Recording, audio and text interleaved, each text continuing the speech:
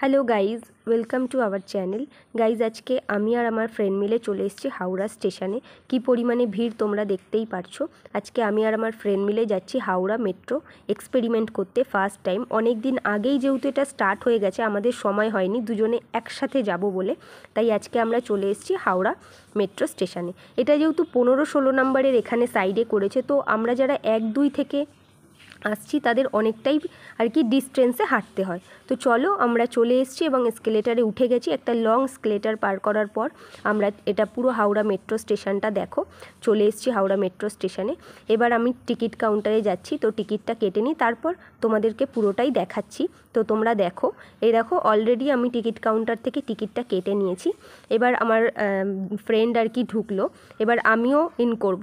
তো ইন করার পরে কি ভাবছো গাইজ, যে আমরা চলে এসেছি? না, এখনও অবধি আমরা আসিনি। এরপরে আমাদের আরও দুটো বড় বড় লং